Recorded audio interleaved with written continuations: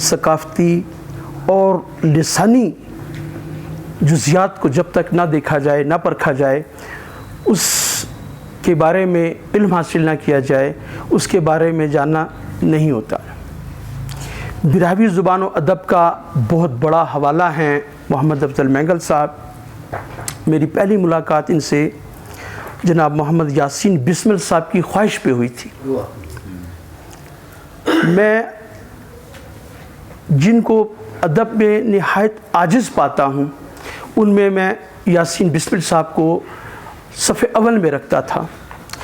انہوں نے کہا کہ آزاد صاحب کبھی وقت ہو تو آپ براہوی اکیڈمی جائیے گا، وہاں جا کر آپ افضل مینگل صاحب سے ملاقات کریں۔ آپ بھول جائیں گے کہ لکھاریوں میں اتنی عاجزی بھی پائی جاتی ہے۔ اور میں اسپیشلی ان کو ملنے کے لیے یہاں آیا، ہماری اس سے پہلے کبھی ملاقات نہیں تھی۔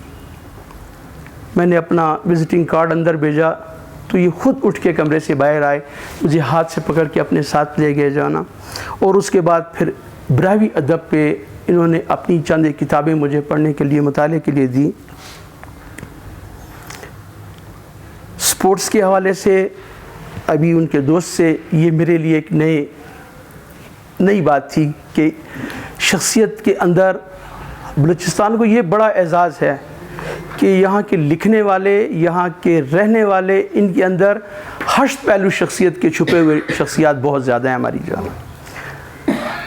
مختلف زبانیں جاننے والے، مختلف زبانوں میں اظہار کرنے والے، مختلف زبانوں میں شاعری کرنے والے جانا، اور مختلف موضوعات پہ، جیسے اس دن میں نے اپنے مقالے میں کہا تھا کہ ڈاکٹر اعظم بنگلدیش صاحب کو میں ایسا یہ سمجھتا تھا کہ یہی متضاد سوچنے والوں میں، کہ کہاں شعر و ادب اور کہاں سرجری جو ہے نا، تو یہ آج ہمارے لیے ایک نئی آگے کی اسپورٹس میں اللہ تک میں نے ایک بڑا کام کیا ہے کہ ہمارے وہ رائٹر جنہوں نے اسپورٹس میں بھی خدمات سر انجام دی ہیں اور ادب سے بھی وہ منسلک ہیں جانا، اور ایجوکیشن سے بھی منسلک ہیں، لیکن مجھے یہاں پہ یہ بھی ایک اعتراف ہے کہ میری اس تحقیق میں جو ہے یہ آج ایک نیا نام شامل ہوا ہے۔ یہ میرے لیے بھی ایک انکشاف کی بات ہے۔